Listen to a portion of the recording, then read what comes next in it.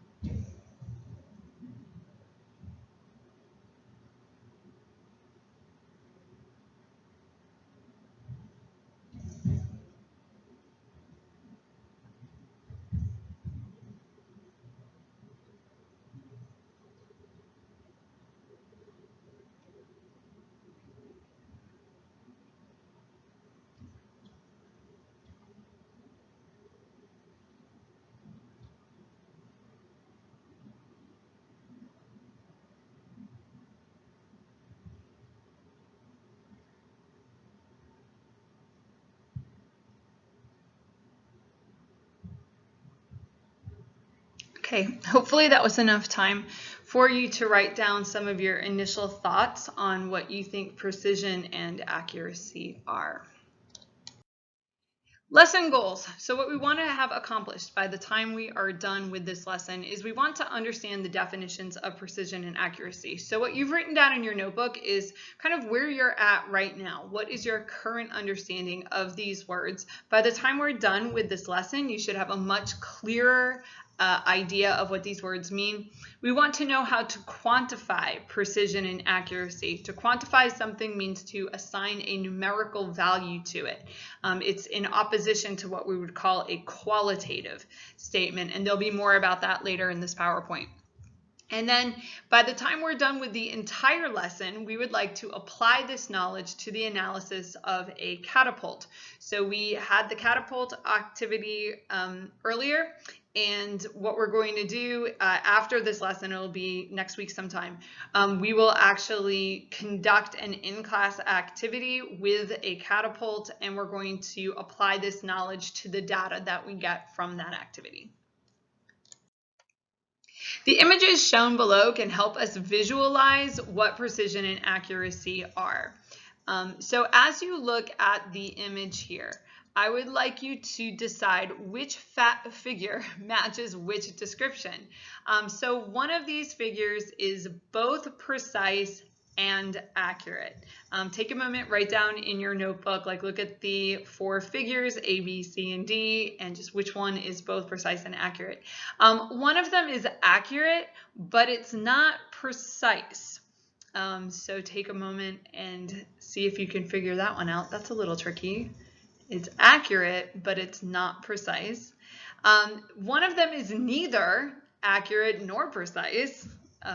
It's useless. Take a moment, see if you can figure out which one that is. And then one of them is precise, but it's not accurate.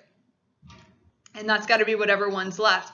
A good strategy with a problem like this, especially if you don't have a lot of background, is the easiest ones to figure out are probably both precise and accurate. I think most of us have a pretty good idea of what a target should look like if it's both precise and accurate.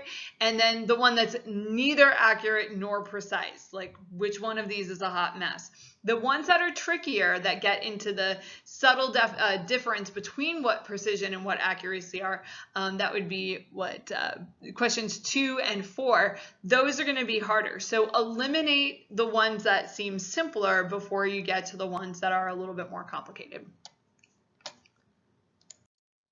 All right, so let's get some working definitions. That's part of our issue here, is we need some working definitions. Accuracy, this is coming from PLTW, is the degree of closeness of measurements of a quantity to the actual or accepted value. This means, so I'm going to reinterpret that definition. It's a little textbooky there.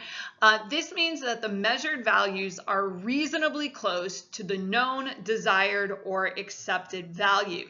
The measured values do not necessarily have to be close to each other. Now, they're not going to be really far away from each other because they have to be close to that known or desired value.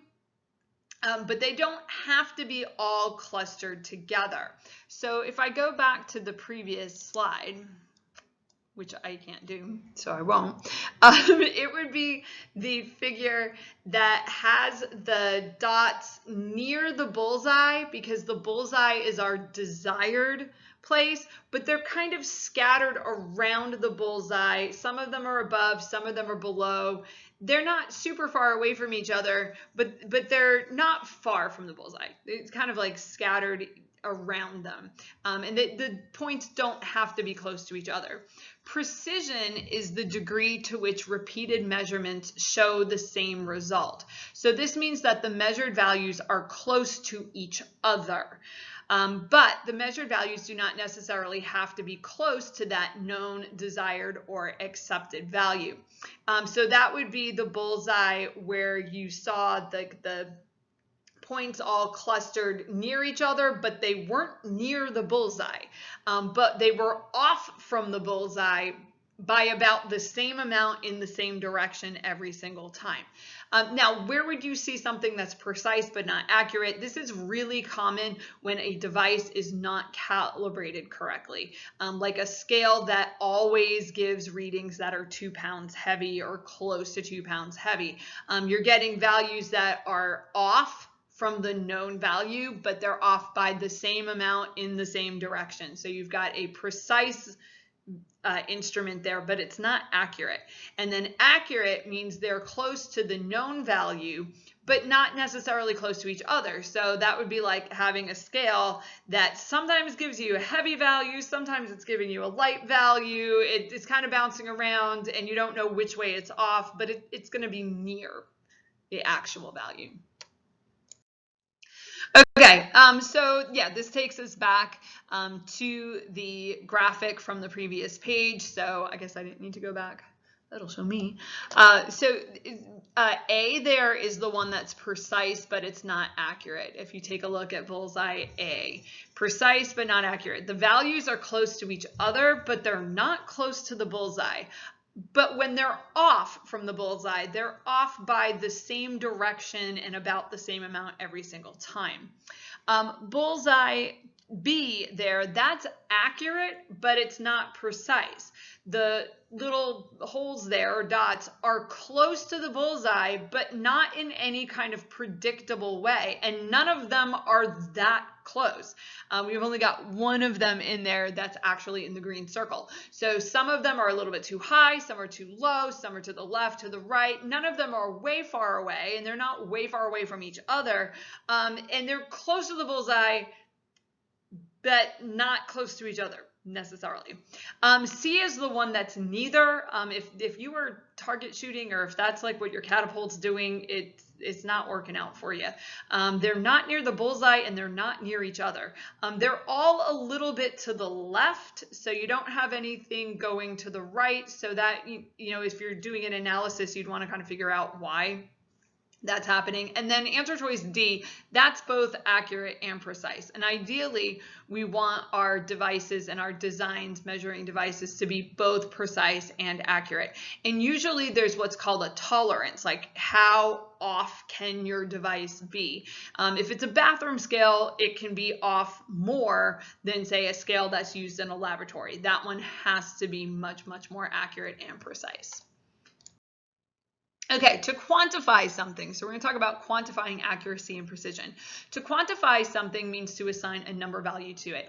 It's different from what we would call a qualitative statement, which would make like a value judgment or a statement about how big or small something is without putting a number on it. So for example, I can make the qualitative statement that Sally is a good student.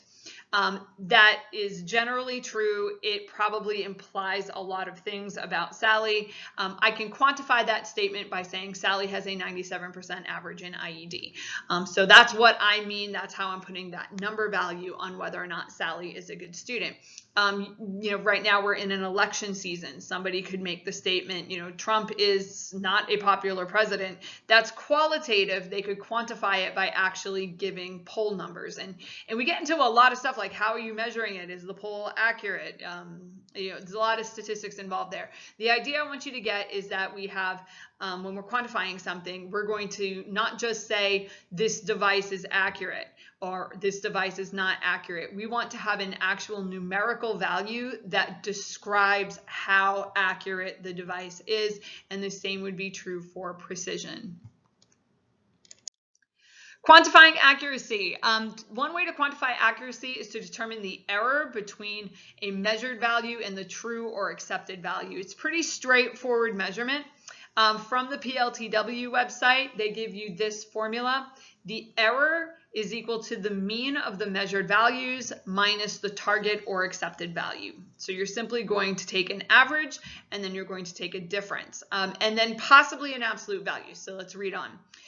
First of all, you're going to take the mean or the arithmetic average of the measured values. I think for most of you, if I were to say take the average of a group of numbers, you would understand that to mean add the numbers up and then divide by however many numbers you have. So the precise mathematical word for that is the mean. Okay, so that's what you're going to take. So you'll add up all the values and then divide by however many values you have. The more values you can take, the more trials you can conduct, the better your average will be. Then subtract the accepted value and then take the absolute value of the difference. If you're not familiar with what absolute value is, it is the symbol for it is the two vertical lines, and you'd have something in between them, like in this example, like a subtraction problem.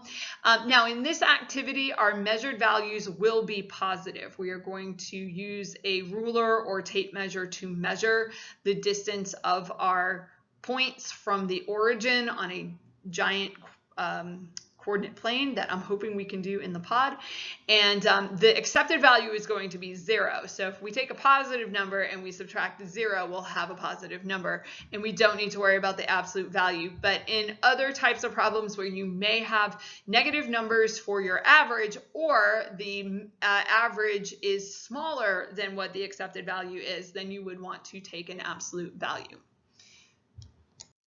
Homework problem number 1. Suppose that you know that the accepted value for the mass of a marble should be 1 gram. So you know this, the package said, like quality control told us that the mass of this marble is 1 gram.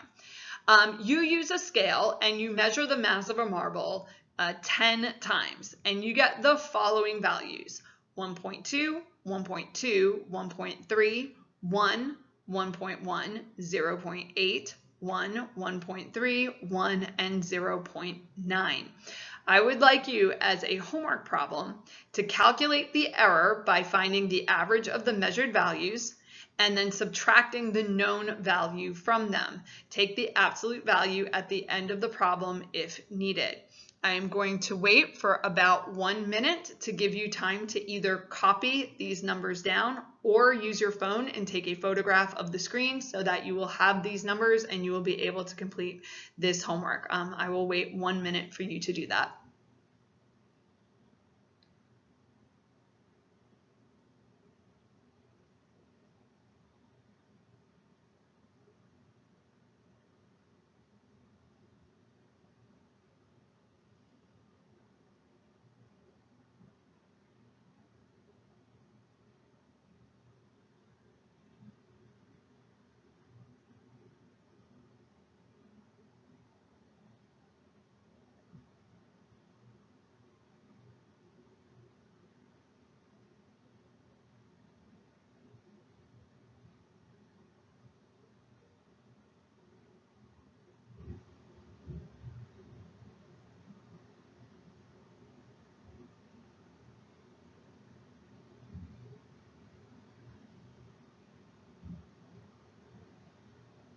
Right, minute is up.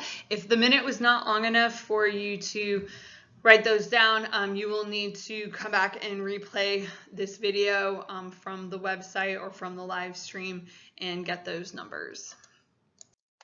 Okay, last little concept, we're almost done. Quantifying precision. So one way to quantify precision is to use a measure of variability. And there are actually several measures of variability that we do use in mathematics.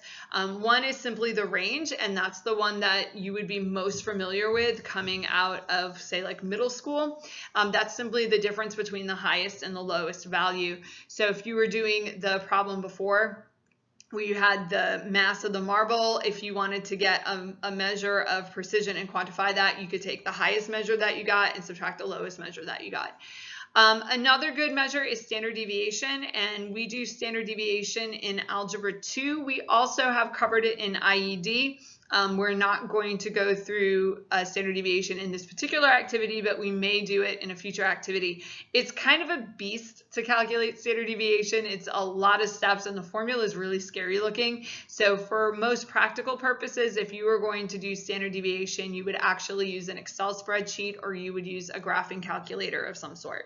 And then there's another measure called variance that's also used in statistics. When we complete our activity, we are going to actually measure precision by drawing a circle around our data values and measuring the diameter of the circle. The smaller the circle, the better our precision will be. So we're going to do something that's a little bit different from any of the things listed there. We're going to launch our block, and then we'll have our data values, and we're going to draw the smallest possible circle around our data values. We'll see how it works. This is a new activity for IED. We did not do this activity last year, so I don't know how it's going to work. Life is an adventure. All right, homework problem number 2. So consider the 2 data sets given below and determine which one is more precise, and explain your reasoning. So we have just 2 data sets. I'm not telling you anything about them. We have data set 1, which is 2, 3, 3, 3, 2, 4, 2, 5, 5, 2. The 1 just is data set 1, and then there's a colon, so please do not include the 1 in your data set. And then the other one, data set 2, is 2, 3, 6, 4, 2, 1, 3, 3, 2, 4. And again, that first 2 is for the data set 2. Sometimes it may be very difficult to determine precision using data sets like this. The presence of outliers, which are numbers that are much bigger or much smaller than most of the data set, can alter the range. And that's like if I give a test in one of my algebra classes, And most of the students score between a 60 and a 80. Like that's where most of my scores are. And then I have like one kid who scored a 10. That one value is going to really expand the range. But it would be an atypical value. That means not typical. And it would be way, way, way far away from the rest of the class, and maybe not a good measure of how the students in that class did. So that's why we have several options and can choose the measure that's best for our situation. And the more experience you have with math, and the more experience that you have with the situations and the experiments and the designs, like you'll be able to choose the best measure for your precision. So I will wait just about 30 more seconds on this slide for you to either copy down those two data sets or take a picture of this slide so that you have those data sets.